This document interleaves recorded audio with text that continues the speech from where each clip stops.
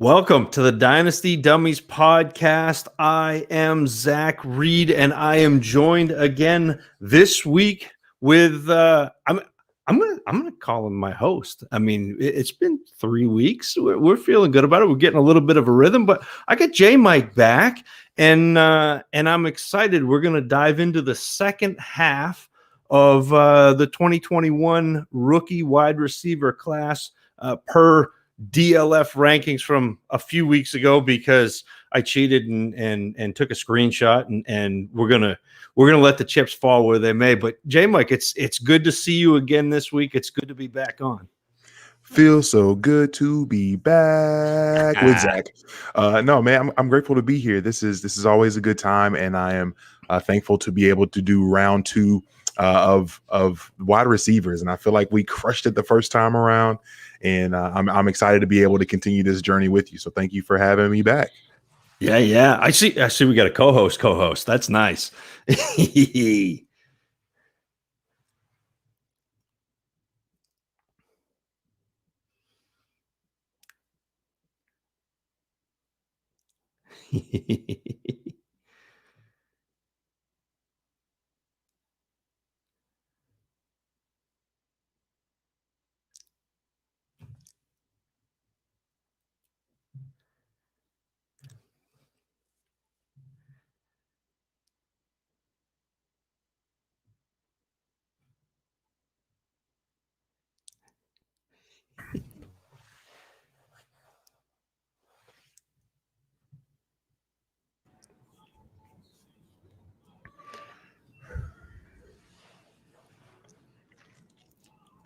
It's all good. Shake it. We're all, So I don't even know where.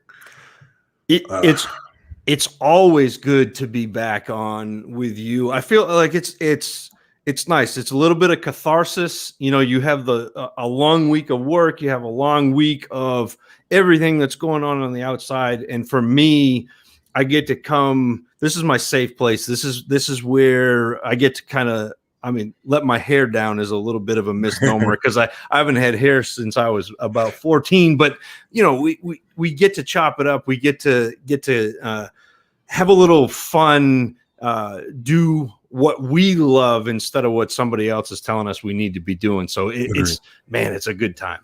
That's true. I have to remember that. Keep that in perspective. Have to keep that in perspective. I don't even remember where. I remember responding to being happy to be here with you. I didn't throw you anything though. I just kind of left that hanging. Sorry about that. No, that's all good. So yeah, where do you want me to try to pick up from? Or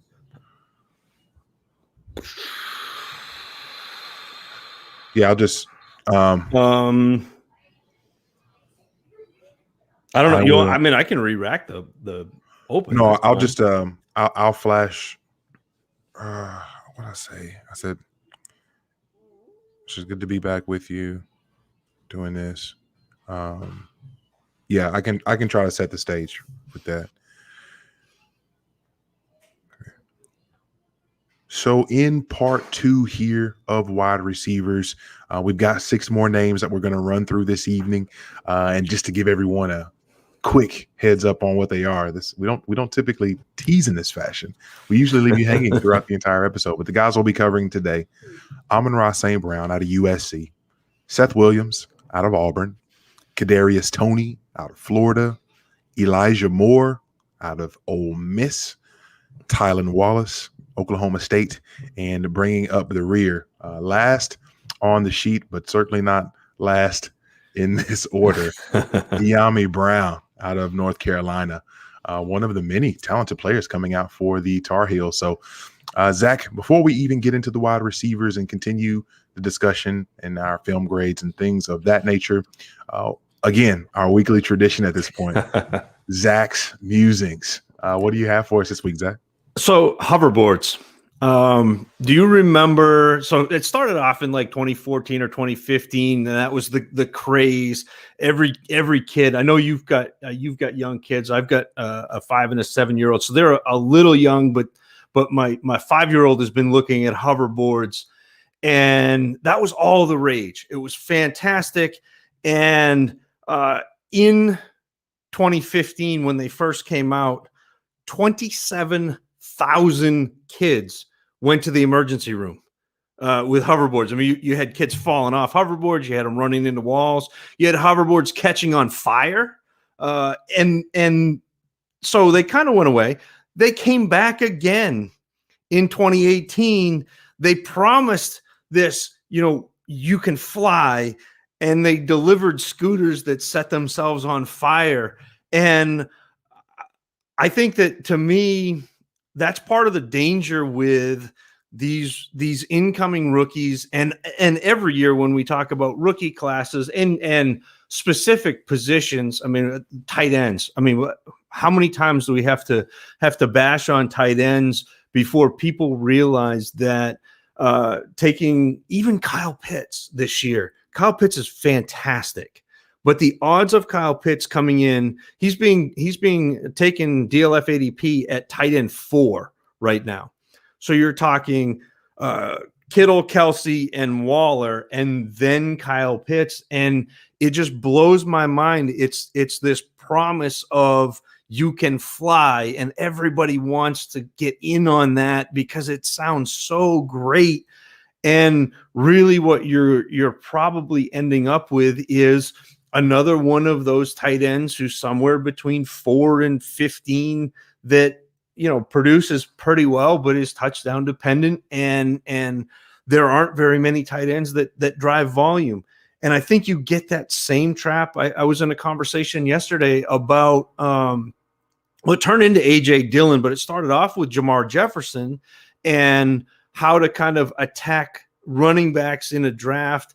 And it was pointed out that if you start looking at running backs and running backs get pushed up the board and pushed up the board and pushed up the board because everybody wants to take running backs in a rookie draft, you start missing out on some of these players who you should be drafting. I mean, it was the idea last year where A.J. Dillon was being taken highly, or some of those other maybe not quite first round rookie pick talented backs, but they were going high. And so I think that it's really easy to get caught up in that rookie fever, in that promise of, hey, I'm going to step on this hoverboard and I'm going to fly around my house. I'm going to ascend to the heights and win my league.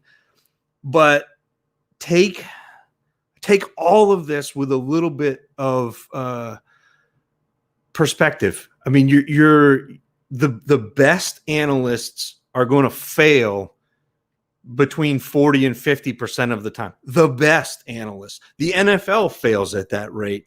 And so to think that you're going to hit on a tight end, hit on a late round running back, hit on all of these receivers is a little bit scary. And I don't want to say don't pay attention to what we're doing. I don't want to say don't evaluate on your own. I don't want to say that we can't get better, but also understand the odds that we're facing, so you don't end up as one of those 27,000 kids in the hospital with a broken ankle and a concussion.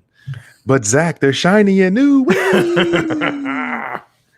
I'm going crazy. No, that's such a good thing to keep in perspective. And speaking of traps, speaking of dangers, my miniature musing this week is pro days.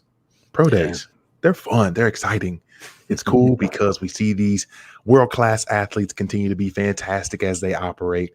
And one of the many dangers that we fall into is sometimes confirmation bias, as well as double counting, certain things that take place in these controlled environments that have very little to do with the actual game being played itself. It's a lot of people trying to position themselves to put their best foot forward for their job interviews and make money. So it's exciting. And major shout out to you, Zach. You did a bang up job holding it down for the network over on the Dynasty Junkies podcast there. Shout out to Rocky and the other guest on that podcast, Mr. Garrett Price. from the Dynasty Nerds. And you all touched on a little bit about pro days and double counting and things of that nature. So I'm musing, as exciting as Rookie Fever is, and a lot of us catch at least a little bit of it every year because it is fun, it is new, it is shiny, it is something that we enjoy thoroughly. Just be mindful. Be mindful of these things that we're seeing, recognizing that hopefully the work that you've put into this point is not in vain, and also recognizing that what we're seeing in these pro days, it's a piece of the puzzle, a small piece, not a major one. It's a small piece. Keep it in perspective. But yeah, that's my miniature musing this week. Yeah, that was such a fun show. I'm not a junkie. I just draft a lot, know. And like that was such a fun show to get on and chop it up with Rocky and Garrett. And I think you're right. And I think that this, because we're in this real influx period, and I've talked about it on a couple of shows recently, where there are a lot of new analysts, there are a lot of new faces just in general in the Dynasty community. And it's real easy to get caught up in some of these narratives where you see pro day numbers, or you see somebody run a 4.35 and you're like, oh, well, he's definitely going to be the guy. But we have years of John Ross and that type of player, Henry Ruggs, to fall back on, to understand that while athletic testing is nice, it's good to get another piece of that picture. It certainly is not enough to move needles on players and jump tiers and that sort of thing, no matter how loudly some of the bigger voices in the community scream and yell about how important the testing numbers are. That's a fact. That's a fact. So, Zach, without further ado, the next name on our list, the first name on the evening, one Amon-Ra St. Brown. The St. Brown that everyone says that we finally been waiting for, not to walk in the same footsteps as his big brother Equanimous, but we are looking at rather sturdy fella up there at USC.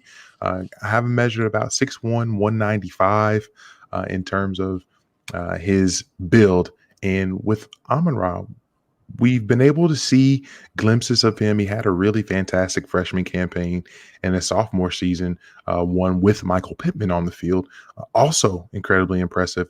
This last season, obviously the Pac-12 had the funny year, not enough games really that were going on. They started their season late, so we didn't see near the volume of play from him, but we did see his career high in touchdowns with 7. But go back to his sophomore year, the last season that really was quote unquote normal, if you will, 2019. As a sophomore, he gave us a 77 reception season, 1,042 yards, 6 touchdowns. We're looking at Amon-Ra St. Brown primarily operating out of the slot. They move him all over. They do a lot of things with him. Zach, take us through Amon-Ra St. Brown. So look, when your dad is a 2-time Mr. Universe, your brother catches passes from Aaron Rodgers, and you're named after the Egyptian god responsible for all life on earth, there's an understandable amount of hype that follows. And then you throw in the fact that he had a 4-touchdown quarter on a nationally televised game this year against Washington State. And it's easy to see why Amon-Ra St. Brown is at the top of a lot of draft boards. And St. Brown is most certainly destined to play out of the slot at the next level.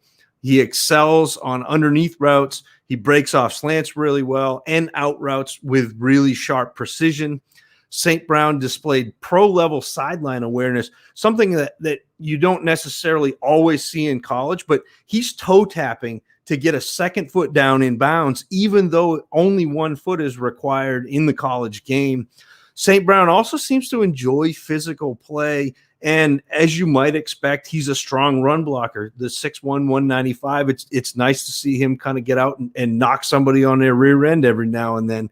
His intensity and effectiveness as a receiver is also elevated when he's jammed at the line, so he invites that contact, likes it, and plays through it. So interesting from a slot player. That's not necessarily a trait that you always attribute to a player playing from the inside.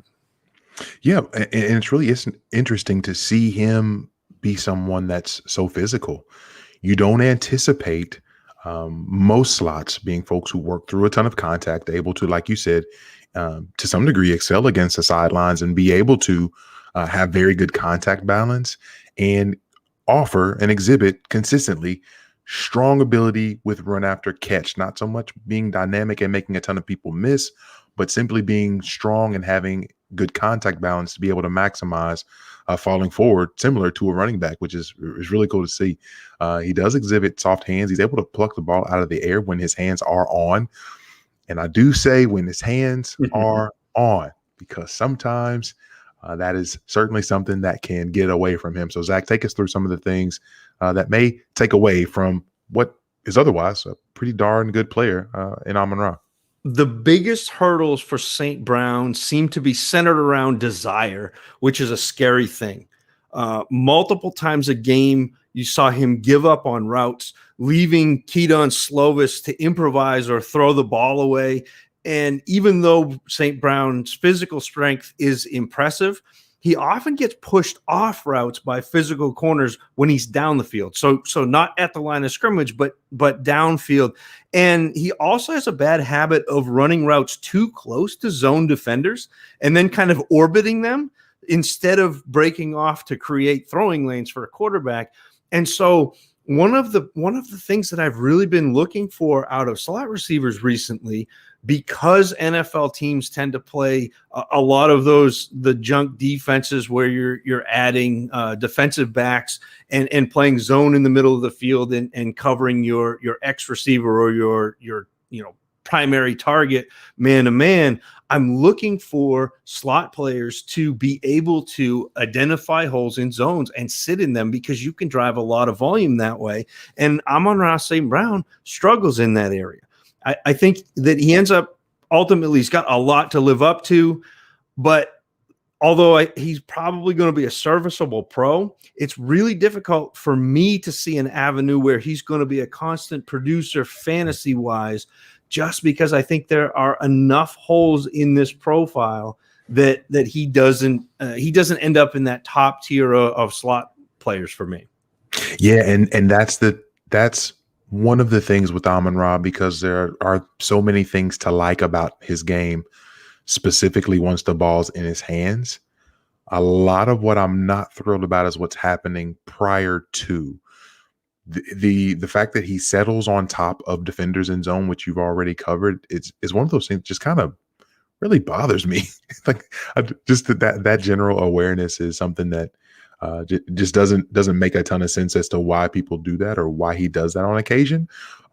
But so that takes away from some of his game that I don't love. The other thing is, in terms of adjustments and ball tracking, there are often times where he should at least, I will say this, his peers are able to make adjustments and track the ball, whether they're having to make a spinning catch on a slant that's on their back hip or things of that nature. And oftentimes I don't see him doing a lot of things, catching the ball way outside of his frame and making adjustments on balls when it comes to tracking the ball down the field. So more to be desired from Amon-Ra St. Brown, but a good player nonetheless. Moving forward, next up on the evening is one Seth Williams out of Auburn, 6'3", 211. And 2020 was certainly not a very good year for the Auburn Tigers. And again, another guy that we saw where his best season was that 2019 season. So that season he had 59 catches, 830 yards, and 8 touchdowns. Touchdowns cut in half in 2020. The yards were still pretty close, and he gave you 16 yards per catch this last season as a junior out of Auburn. So Seth Williams, physical player, highly touted coming out of high school. Tell me what you've got for one Seth Williams. Yeah, some of the most difficult evaluations for me hinge on the surrounding talent around a player, either a player standing out at a lower level of competition or a wide receiver like Seth Williams playing with a subpar quarterback. In fact, I've got a tweet from back in December where I'd been watching Seth Williams all morning, from 8 o'clock until noon. And I was trying to grapple with the sheer number of times that Bo Nix just like completely biffs a throw to a wide open Seth Williams. And I opened up Twitter and everybody was raving. What an amazing play by Bo Nix. This is probably his best play of his career. What a run. And I was like, yeah, okay, that tracks. Seth Williams constantly worked himself open in 2 seasons at Auburn, only to have the football, be off the mark. And for his part, Williams gets off the line of scrimmage quickly for a big player. I think when he conserves steps, he's able to beat press coverage with a really good jab move, but he does have a habit of wasting movement, adding purposeless steps to his release. Williams excels at separating against zone, using slants to cut diagonally through gaps in defense, and sitting down to create throwing lanes, something that I like. Williams is a tremendous player on back shoulder throws to the sideline as well, getting his body around very quickly to secure the catch. And by doing that, he also creates a little bit of a cushion between the defender and the ball using his own body. And this is becoming increasingly important as the NFL turns to quarterbacks whose mobility moves the pocket, and then they end up relying on throws outside the hash marks. Over and over again, the notes that I had for him were his hands. He's constantly catching the ball away from his frame. He's constantly catching the ball all over the place. And some of that, I would imagine, is by design. And some of that is because of Bo Nix and his not so accurate arm, which happens. And we get that. But when it comes to Seth Williams, we are looking at a guy who is consistently making adjustments over and over and over again on balls. And it's really pretty to see in terms of, again, on his back hip, going up and over, able to really make cornerbacks look awful when it comes to the vertical game. Like he's someone who, even when he gets the ball in his hands from a run after catch standpoint, very strong player. People are not bringing him down easily, and people are paying the price when they do try to get him. And he exhibits a scary, subtle agility that you don't necessarily think that he'd have in his wheelhouse. So those are a lot of the good things that we do like about Seth Williams. Obviously, no prospect is perfect, no matter how kindly we talk about them. What are some drawbacks here on Seth Williams' game? So I think Williams is 6'3", like 211 pounds. He's a big guy, but that frame belies sometimes the struggles that he has with more physical defenders. It looks like he should just be able to swat them away, but he can be bullied into giving up or rounding routes sometimes with a guy that gets really physical. And this also leads into the second part of this, and it's tough to evaluate the mental side of the game, especially from where we're sitting, watching videos. But there were points where physicality frustrated Williams so much that he committed penalties. He had some OPIs, and he even threw a punch, in a game, I think it was against Alabama, but Sure was. So that's something that really kind of gives me pause. To me, Seth Williams shakes out at the bottom of the third tier of this 2021 wide receiver class, with the caveat that his talent could be unlocked by a quarterback like Deshaun Watson, who lives on those back shoulder throws to the boundaries.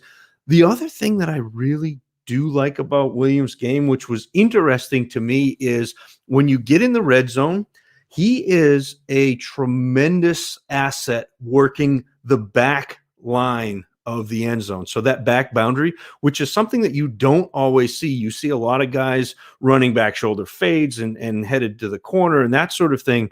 But Seth Williams is really adept on that back boundary. So something to keep in mind for the future, because look, touchdowns are worth fantasy points too. That's a fact. That is a fact. I do want to highlight just a couple of things with Seth Williams that, again, shocked me. Even though he's got the agility that you don't expect, he also, specifically when it comes to blocking, just shows a general, no thank you when it comes to blocking. I remember watching some games where I'd watch him get bullied by cornerbacks. Cornerbacks that are much smaller than him, and I'm just fully convinced that he's just averse to blocking, and I don't know if it's a want to or what, but I know the same thing that you would mention with like Terrace Marshall. I'm often seeing the person that he's supposed to be blocking making plays on any kind of outside runs. The other thing is, man, separation, there's just not it. And so he's consistently in moment of truth situations. He's consistently in back shoulder fade situations where he essentially is in a position to succeed because the separation's not there early in the route. It's not there late in the route, specifically in man coverage. And when they are able to get physical with him, because he is strong enough to be able to withstand a press and kind of make corners pay for it and even stack them up pretty well at times. Problem is there's no next gear past that, which is a little bit disappointing. But nonetheless, like you said, a red zone weapons weapon. Really cool to see there. Next up on the list, we've got Kadarius Toney, 22-year-old out of Florida. And Kadarius Toney, he's been making waves of late. He's a little bigger than you thought he'd be. He's a little stronger than you think he'd be. He's about 5'11", close to 190 pounds. And overall, he's a player that took forever to really get the seasoning and the shine to come on to. But here in his senior season at Florida, he really flourished. 70 catches, 984 yards, 10 touchdowns, and a big play waiting to happen. And I've got some surprising thoughts on Kadarius Toney, Zach, but I want to hear what you have to say about him first. Oh, I'm excited to hear your thoughts. But to me, Kadarius Toney seems like a superior athlete, which begs the question, why didn't he perform earlier at Florida? And why was he relegated to a utility role in his first 3 years as a Gator? Nothing against Van Jefferson and Freddie Swain, but like, come on, like Freddie Swain, really? Like that's who's holding you back? Kadarius Toney, ridiculously fast. And once the ball is in his hands, there's always a chance that he's taking one to the house. Toney also has a suddenness that catches defenders and sometimes spectators off guard. Like there were times when he would make a cut or break off a route, and I was like, I was not expecting the sheer quickness that he had. But while much of the time Toney relies on scheming, so either being used off motion or on screens to get open, he does have a deadly out and up combination move, so a double move that he uses when he gets against man coverage, and that can be absolutely nasty. Yeah, it almost seems as though if you play off coverage against him, you lose. Yeah, off coverage, you lose. He's, and it's not even that he's necessarily precise in his routes, but when you're allowing him to eat up the cushion and be able to even act like he's going to change speeds and catch you off balance, people fall for that left and right. And I don't know that I've seen someone be as strong of a runner. And I know we talked about Amon-Ra St. Brown with his contact balance. I don't know of any of these receivers that have better run strength than Kadarius Toney. And I didn't expect it. Again, 5'11", 190, but he legitimately has the strength of a running back. And when he goes, because I'm watching him break high tackles, I'm watching him run through 2 and 3 tackles to go for a score. I'm watching him not be taken down by the first player over and over. And I'm just like, okay, I think that there's more to be tapped into, because they do use him somewhat gadgety, not necessarily running a full route tree. Yes, he's got a super quick break and reverse pivot on a reverse whip route. He can really make some people look silly. And I wasn't expecting him, even when it comes to blocking. Like I don't remember seeing someone get after, like, be his size and really going out and getting after people. Not always sustaining the block. However, he is giving effort consistently when it comes to blocking, especially on the strong side. Just a lot of things that I didn't expect to see with Toney, I was pleasantly surprised with. However, there's more, Zach. There's always more. Talk to us. Yeah, look, although Tony is listed at 6 foot 193, sometimes he feels like he plays much smaller, especially in traffic. So, you talk about once he's got the ball and carrying it like a running back, but he does not like contact during his route. He does not like to go over the middle and catch the ball in traffic. You see him kind of eyeballing around, making sure that he's not going to get crushed. And the other thing that really drives me nuts about Kadarius Toney is he gets lost against zone coverages. He ends up getting passed from defender to defender instead of being able to identify that hole and sits down and being able to exploit it. And he also sometimes outquicks himself, where like he'll run out from under his feet. So he'll make a cut, but it's so sudden that he doesn't have the balance underneath him to keep going. So to me, I think that the NFL is going to love him. You're going to see draft capital because I think that he'll end up testing pretty well. I think he'll be really fast. And the NFL is all about that speed right now. I mean, that's been the new hotness is we got to have the fastest players come out early because, look, Tyreek Hill was good, so everybody must be the next Tyreek Hill. Anybody who's quick and a little bit gadgety. But I think for me, it's going to be really tough to draft him expecting to get fantasy points. I mean, like, you put him in the right spot and have somebody who is able to coach to his strengths. But Andy Reid's already got people. So how many more of those guys are there out there where Kadarius Toney could land, get schemed enough touches to make him relevant for fantasy? I think he's going to be one of those players who is really dangerous for an NFL team, but is going to be absolutely frustrating for fantasy because you know how much talent he has, you know how much athleticism he has, and it just doesn't ever quite translate. And that's one of the really interesting things is how he translates to fantasy, right? We've highlighted a lot of the fun things that he's able to do, but then the question becomes, does he offer you the upside? Does the things that he the things that he does well, do they offer the upside that puts you in a position to be excited to take him, even if the NFL is going to be taking him in the first round?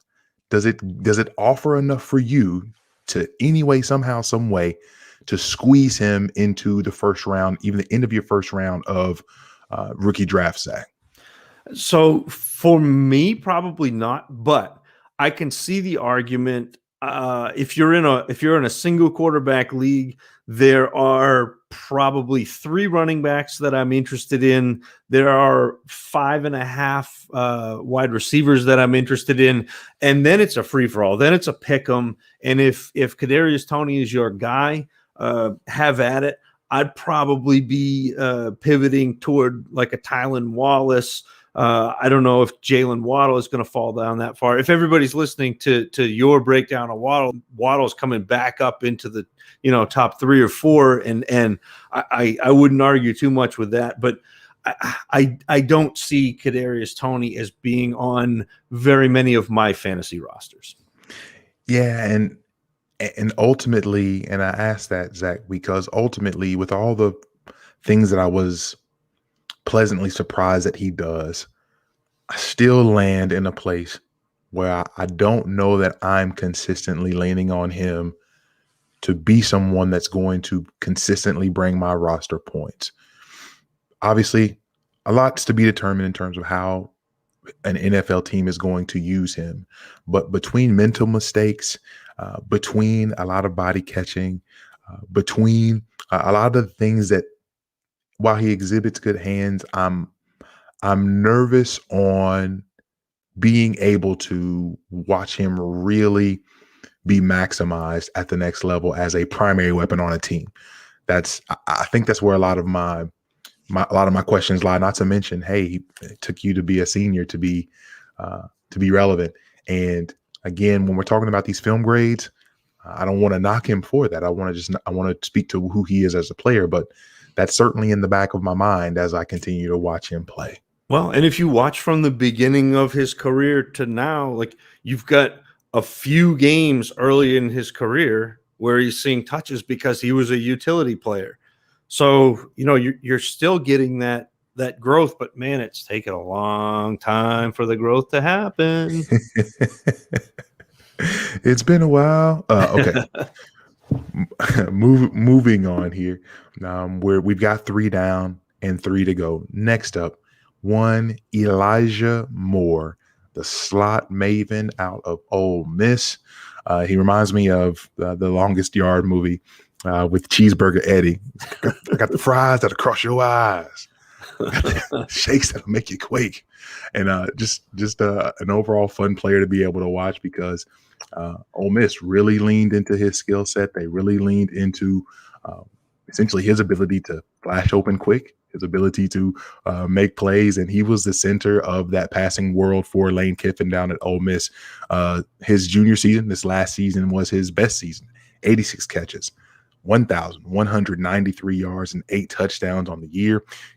He increased his touchdowns every year, his yards every year, his average per catch every year. And obviously only in 8 games this season. Just a really fantastic player for the Rebels. Elijah Moore, let's talk about him, Zach. Clemson may have locked down the title of wide receiver U over the past decade, but Ole Miss is an upstart. They're quickly making a claim to pass catcher college, as it's nom de guerre, with A.J. Brown and D.K. Metcalf dominating at the next level. All eyes are turning to the latest to don the Rebel receiver laundry, Elijah Moore. Moore, to me, has the best hands in the class. He nearly always catches the ball quietly and away from his body. And although he is primarily a slot receiver, Moore makes the most of his touches. He transitions very quickly from the catch point to a runner, tacking on yards after the catch. He carries the ball like a scat back, juking defenders to avoid tackles and picking up extra ground. And he was even used out of the backfield, carrying the ball 6 times for 45 yards against South Carolina this year. Moore's greatest strength, to me, is attacking zone defenses. He's adept at breaking routes off before reaching defenders and then finding throwing lanes to sit down in to present his quarterback an easy target. But he also uses multiple angles of attack to beat zones at different levels. So he actually is one of the few receivers that I watched this year where Elijah Moore will break off in front of a zone, depending on where the safety is playing.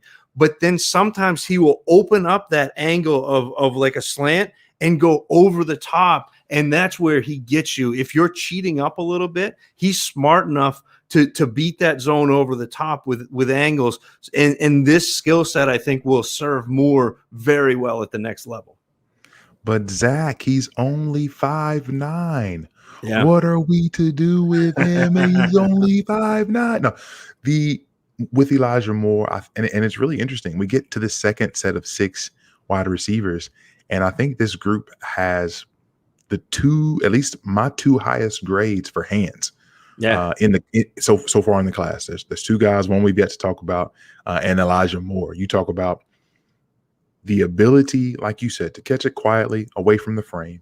And as someone who is smaller, what's really good to see is that he's not this custom body catcher that is constantly relying on the strength of his body and his biceps to curl up into the ball and hang on to it over the middle. He's adept in traffic, and I really like the way that he navigates through zones. We talk a lot about people settling in zones, but you highlighted also the ability to navigate through zones and being able to have the wherewithal within the route to be able to bend it either in front of a defender if necessary or over top of the defender, and his ability to cleanly pick apart defenses at all levels. The separation can be quick. The separation can be deep. I don't necessarily think he's all that fast, but his quickness is something that is certainly an asset to be leveraged at the next level. So we've talked a lot of good things about Elijah Moore, good player with a lot of fantastic traits. What are some drawbacks? What are some things that don't seem as sparkly or shiny with Elijah Moore? Yeah, unfortunately, there are plenty of warts on Moore's profile as well. He struggles mightily to get free from press coverage, lacking the speed, strength, and technique to separate. Luckily, you can move him inside and kind of avoid a lot of that. He also suffers from lapses in discipline, committing penalties at inopportune times. So, I saw him go offsides a couple times. I saw him, be in motion when he wasn't supposed to be on a fourth down play that cost them, fourth and short. And so things like that are tough. You really want to see a player locked in. But perhaps the most obvious deficiency in Moore's game is blocking, or more precisely, his total disinterest in blocking as a genre. He just doesn't. He won't even entertain the idea. Elijah Moore probably is not going to be a primary receiver at the next level, but what he could be is a high volume slot receiver with the ability to tack on yards, post catch with his legs. A player in that same vein is like a Sterling Shepard, a Jamison Crowder. You hate to deign to say Jarvis Landry, but in that same vein of slot receiver with ability to do a little bit more after the catch. And similar to the likes of guys that we've talked about previously, Jalen, Waddle, and Rondell Moore, one of Elijah Moore's greatest strengths, particularly in this class, is that he is a dream for any type of quarterback, whether it's the quarterback that has to see it before they throw it, or it's the quarterback that's anticipating or is anticipatory with their throws. He is going to, I think, fit in well in just about any offense that you can. I mean, that can be out there, whether it's West Coast or a more vertical scheme. The question is going to become at 5'9" and with his ability to be able to do the things that he does well, which we've highlighted to a large degree. What do NFL teams do with him, and is he going to be someone who gets the draft capital that really pushes his strengths or really pushes for a situation that will allow him to thrive early? I don't know about that. And again, we've been burned in years prior where we wait and we want to worry about the situations because oftentimes with the receivers, the situation we keep looking at year after year. We faded AJ Brown, and if you faded AJ Brown, you paid for it. If you faded Justin Jefferson when it's the Dalvin Cook show and can he play outside and everything else, you paid for it. Elijah Moore, not as big as those guys, doesn't have quite the run after catch savvy of those guys, but someone who can still consistently get open, and there's value in that in any offense in the NFL. Last two guys on the evening. We've got one, Tylan Wallace. Wallace being someone that we have seen and heard much about over the last several years. Fantastic ball player. He's been on the radar, and I'm sure that the analytics darlings love some Tylan Wallace because, yes, he was very good. Yes, he plays for an offense that has given us wide receivers in the NFL year after year. And yes, he was very good early. As a sophomore, he gave you 86 catches for almost 1,500 yards and 12 scores. I mean, just all the goodness. The rest of the seasons weren't quite as successful. This last season, lots of issues at Oklahoma State. However, he did give us 59 catches, 922 yards, and 6 touchdowns in 10 games. While it was the least amount in terms of his average yards per catch, he still was a consistent player and showed a lot of good things, even coming back from that torn ACL from, I believe, a season ago. Was it 2019 when he tore the ACL? Yeah, 2019 when he tore the ACL. So, Zach, take us through Tylan Wallace and obviously the long journey that he's been with 4 years at Oklahoma State. So, Oklahoma is where the wind comes sweeping down the plain. Oklahoma State is where they continually run screens to Tylan Wallace for minimal gains. Like, it's subtly different. That's not to say that Wallace is a poor prospect or that he that he's not going to be good, but he does lack the shiftiness that's usually associated with a player that's featured prominently at the line of scrimmage. Wallace also suffers from concentration drops, especially in traffic. And part of his struggles, I think, stem from a tendency to let the ball travel in on his body while he assesses the situation around him.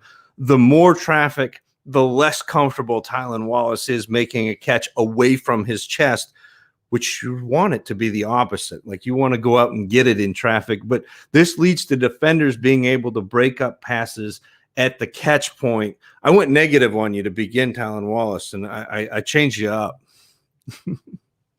He wasn't ready. And that's one of the things too, Zach, is that with Tylan Wallace, I don't know where to start. I think that you and I differ on his hands, because I think that his hands are fantastic. He makes a ton of plays away from his body. And I think that there may have been instances where people would come in late on him in traffic. But overall, I really loved he's constantly catching the ball. It's constantly away from him, and it's always clean, not a ton of bobbles. He's able to get it, put it away quick, and let's figure out how we're making moves. The problem becomes the actual making the moves. The run after the catch for Tylan Wallace is not something that he excels in at all. And while he is able to settle in zones and be someone who works well, I don't find a ton of things overwhelming about his game. He does a lot of good things. He'll flash moment of truth, genius. He'll flash an amazing vertical leap to be able to go up and snag the ball. Like, I forgot who it was that I had tried. Oh, no, it was 2019 versus Texas. He had this play where he went up, and I was like, what is that? His leaping ability is fantastic. And there's one other thing that really bothers me. But before I keep going, tell me what's next for you when it comes to Tylan Wallace and the things that you actually enjoy about him. So Wallace does play very physically downfield, fights off defenders and high points very well. He plays bigger than his 6 foot, 190-pound listing, routinely breaks tackles downfield after the catch. And Wallace is very good in the run game. He finishes blocks with tenacity and is also deceptively fast on deeper routes. Like, you don't think he's going to be fast, but he's got kind of that easy fast. And he uses subtle head fakes and double moves to get past the corner, and then uses that the speed to keep separation over the top. So, like, there are things that I do like about him, but Tylan Wallace is probably not ever going to be the primary option for an NFL team. His blocking should get him on the field, and once he's getting reps, I think Tylan Wallace can command enough volume to be worth a second or a third round rookie pick for your fantasy team.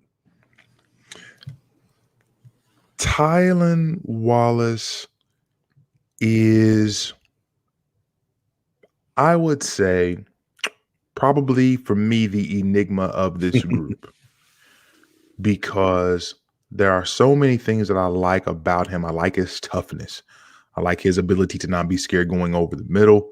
I like his ability in high pointing, like we have previously stated. The things that really mess with me, though, is that from a separation standpoint and a release standpoint, there's a lot of these guys in this class that are adept at leveraging unique and different releases off the line to free themselves from press. And there are times when Tylan will just get bullied all the way out of bounds by corners in the Big 12, and particularly against Tulsa. I remember watching the 2020 tape against Tulsa, and this guy was just eating his lunch. And if people are able to get their hands on him early, it really renders him ineffective the majority of time on routes. I like Tylan Wallace. I think there's good things with Tylan Wallace. I don't know how dynamic or excited you should be if you're getting Tylan Wallace and what the ceiling is for him, because he is able to break free sometimes deep. I don't know that I consistently see him just roasting man coverage or beating his man over and over, especially when the guys are obviously going to be bigger, faster, stronger at the next level. So last, certainly not least, Diamie Brown, uh, the X of all X wide receivers of this group. We've got 6'1", 185 out of North Carolina. That was the measurements here that I'm working with. And we saw his best season be this junior season. If you're talking about sheer catches and yards, 55 catches, 1,099 yards, just a yard shy of 1,100 in 11 games. Again, good for 8 touchdowns. Diamie Brown. We've talked about Michael Carter. We've talked about Javonte Williams. Next year, we'll likely be talking about Sam Howell. And who knows, in a few weeks, or a month away or so, we may be talking about Daz Newsome in our others receiving votes category. So we've got a star-studded group out of North Carolina. Take us through the last player of the evening, Zach, in Diamie Brown. A lot of attention is being paid to Jamar Chase as the premier X receiver in the 2021 class. But I think there's another deep threat that's close on his heels, North Carolina's Diamie Brown. And Brown has put up back-to-back 1,000-yard seasons in the ACC, due in large part to his ability to get behind defenses.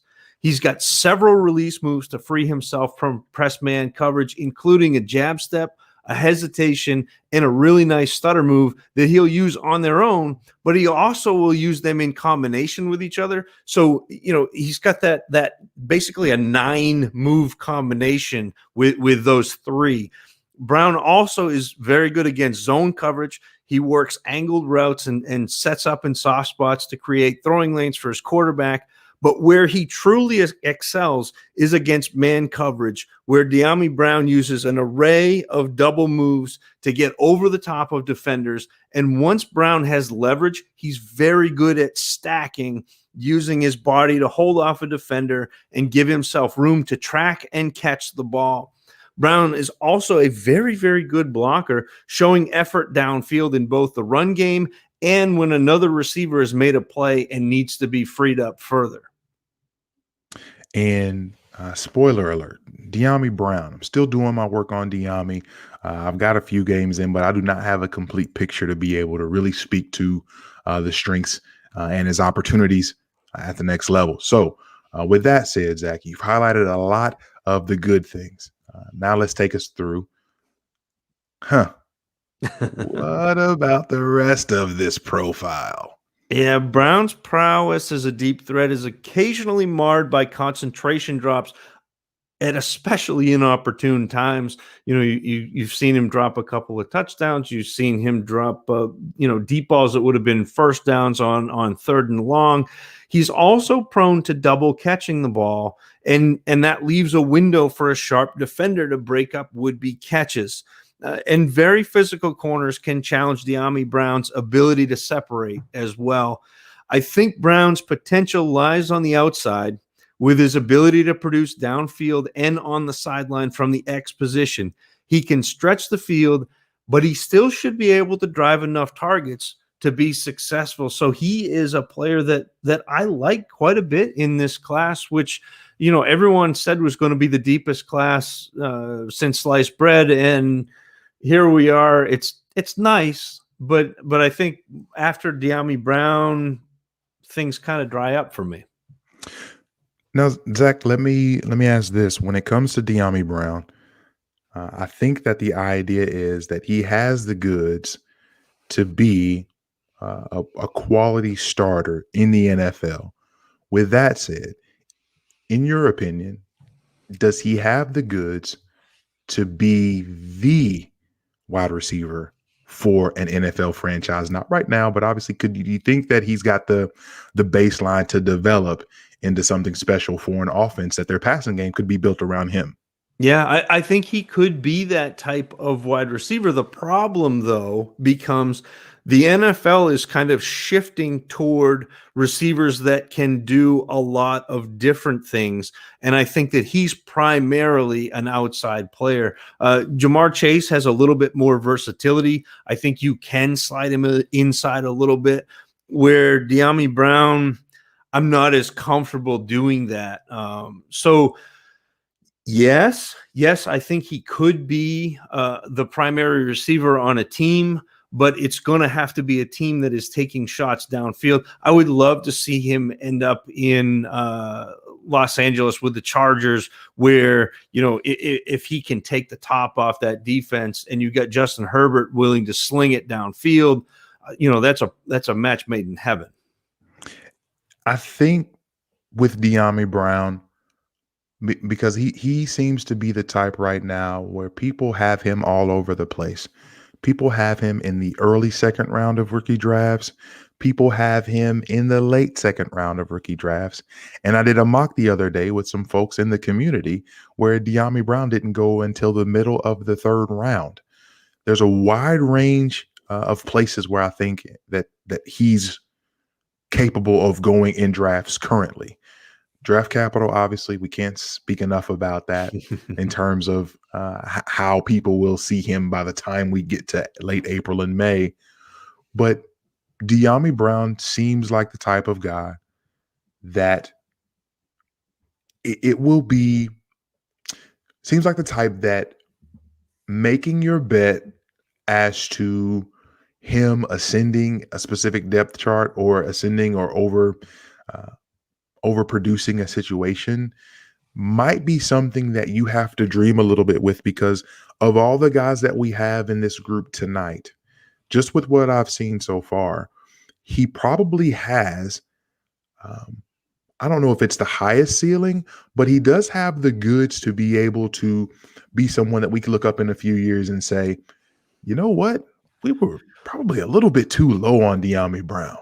Yeah, so Diamie Brown is last March when the stock market crashed and Bitcoin was at like $4,000 a share, and you're like, wow, 4,000 is more than I want to sink into, a cryptocurrency that may or may not be anything.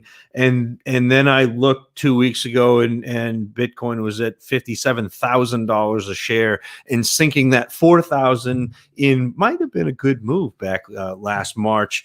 And not to say that Diamie Brown is going to be the best player in this class, but any of those positions that you just listed off, so, mid second, late second, early third, any of those spots, I'm going to be really happy getting Diamie Brown in my draft just because of the potential. And it's really funny because he's not the type of player that I tend to gravitate toward, but I think that he's talented enough, and I'm still not sold with the absolute depth of this class that everyone keeps bringing up, that Diamie Brown, I think, is going to be one of these real values in the class.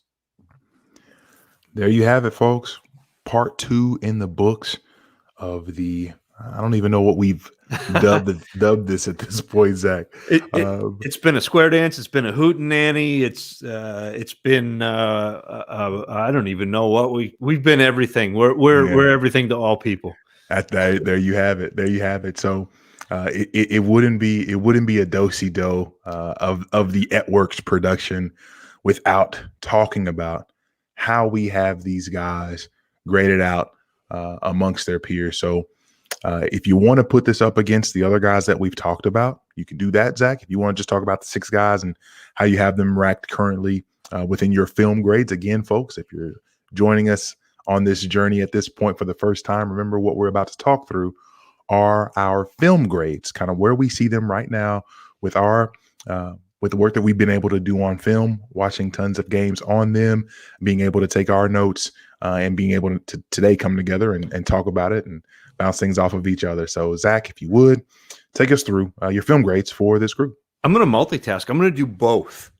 So out of this group, Diamie Brown has my second highest score. You got me talking about Diamie Brown. I got all excited. But Elijah Moore comes in at 5 overall for me. He's the first player in this group. Diamie Brown at 6 is the second player that we've talked about tonight. Down at 8, I have Tylan Wallace. Then at 9, I've got Amon-Ra St. Brown. At 11, I've got Kadarius Toney. And then bringing up the rear at 12 is Seth Williams. Very good. Very good. As it stands, and I wasn't expecting Elijah Moore to be top 5 for you. I know that obviously he's right there in the tier, and I know we like him quite a bit in terms of what he can do. I wasn't expecting him that high for you. Give me those slot touches, baby. Yeah, The name of the game is PPR, and if you get him with, 85, 90, 95 catches and let him work after the catch, I think that you've really got something, especially for PPR. Yeah, I'm with it. I'm with it. The my group in terms of the highest rated of the bunch at number 6 right now. And again, keep in mind, haven't finished my work on Diamie Brown, so I am excluding him from this discussion. So when you don't hear his name, people relax. It's okay. But so far, I really like what I've seen from him. I've got Tylan Wallace at 6. Ooh. And I don't necessarily feel great about it. I really like what he does at the catch point. And I think that he offers some upside.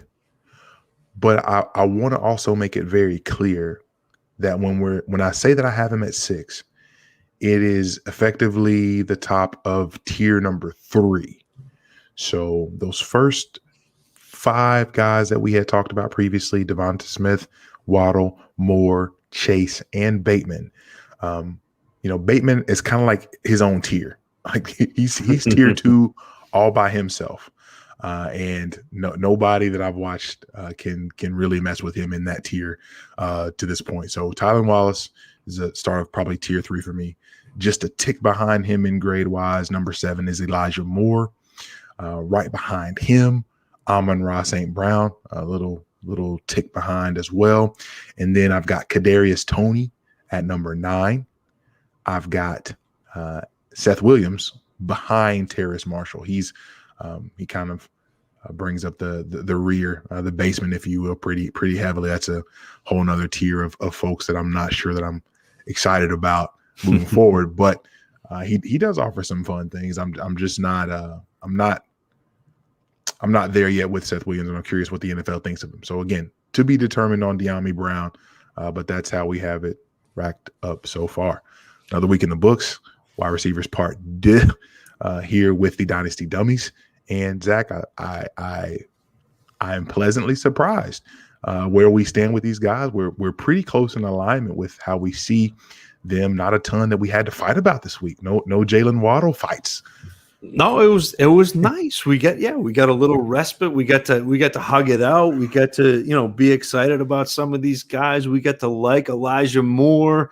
And look, I think that this is going to be fun because I think consensus is going to be quite a bit different than what we're looking at, because I think that there are a lot of players who, if you're somebody who gets really excited about highlights, if you're excited about splash plays, which it's easy to do, then some of these players are going to get moved up. Amon-Ra St. Brown is going to get moved up. Kadarius Toney is going to get moved up. And so I think that although this class is not as deep as I'd like, I mean, you talked about tiers. I've got a top 3 of Rondell Moore, Jamar Chase, and Devonta Smith. I too have Bateman in tier 2 by himself. Then I've got Elijah Moore, Diamie Brown, and Jalen Waddle in tier 3. And after tier 3, I am really not excited about a lot of these players. So I am kind of consolidating my ammunition and looking for one of those top 3 running backs, unless Kenny Gainwell comes in over 200 and change, which he probably won't. I'm looking at one of those top 3 running backs. I'm looking at those 7 wide receivers. If we're playing super flex, there are probably 3 or 4 quarterbacks that we're going to get excited about. And then beyond that, I mean, it's Kyle Pitts and I mean, I think we'll talk about this in a week or two, but there are a couple other tight ends that I'm okay with, but it's still tight ends in a rookie draft, and don't waste your capital in the first round. So, it's an exciting class, but not as exciting as it's been built up to be over the past 2 years. And So that's where I'm at. But I will say that everything that I've heard says that the 2022 class is going to be a step down from this one. So if I am reloading the chamber, I am on to 2023. I've already started doing that. Don't tell J Mike, he's in a couple of my leagues. He's on mute, so he can't hear me. But I've already started looking at attacking the way I build, where I'm trading to get 2022 seconds and 2023 firsts with a couple of players who are probably worth second round picks. And that's how I kind of attack a rebuild. So that's where we're headed. This is a fun class, but like, let's not get carried away with 2021. Take your shots, but don't worry. Don't be surprised if we miss on a bunch of this. And you're going to, and Zach, this is something to keep in mind too for the folks that do rock with us. Something that we're going to have to take a very hard look at come rookie draft season. If these mocks continue to trend the way that they do, we're going to have to look ourselves in the face, and we're going to have to eventually take a stand on where we land with guys like Terrace Marshall and Kadarius Toney. While we're not super excited about what we've seen on film from them, there are a lot of people that like them. And that is not to say that they don't have potential, because they both flash really awesome traits when we go through and we watch them. However, when we put them on the scale with everyone else in this class, they don't measure up as high for us. However, if they're both going to be in the vein of getting that first round draft capital that everyone, not everyone, many people seem to be mocking, we're going to have to do some soul searching and determine what exactly we're doing, how exactly we're handling that. And like you said, are we going to take those spots in drafts where they'd be going and just trade out because we're not willing to take those bets when other people may be more excited to do so? I guess more of that to come, more strategery to talk about as we move forward. But I'm super excited. Again, pro days are fun to be able to see people get in a tizzy about, and it's fun. It's fun to be able to just watch a lot of these guys continue to take steps toward lifelong dreams of becoming a professional football player and being the darlings of our fantasy teams and drawing the ire of our playoff exits. So. With that said, it's your boy J Mike on Twitter at J Mike Check, holding it down for the at work, the only at work in town, the FPN network. Zach, I will leave the final words to you, my guy. Oh, I just got you at a hand timed 4.2740. I am impressed. But you mentioned the at work. I just want to shout out. We got such a great group of guys, and part of doing fantasy football, I just listened to the Peter Howard episode that he dropped on Thursday, and it really hit me in the feels, because part of what we're doing, part of why we have the network, is because of the great group of guys we've got. And so, like, we got to shout out Kevin Cotillo, Sal Lito, Matt Foreman, Kyle Lebrecht. He's still a thing, right? He's around. I've seen him. He's still canning lobster, I'm told. Yeah, I've seen him poke into the chat occasionally. Russ Fisher, Dynasty Outhouse, Steve Marcus, and Trader Joe, man. FF Trader Joe. He does such brilliant work with all of our social media stuff. So if there's something that was funny posted on social media, if there was something that was brilliant posted on social media, if there was something even mildly intelligent posted on social media, you can bet your bottom dollar that it was Joe. And so, like, I'm really happy that we've got all these guys. We've got this great core and big things still to come for the DFPN at work.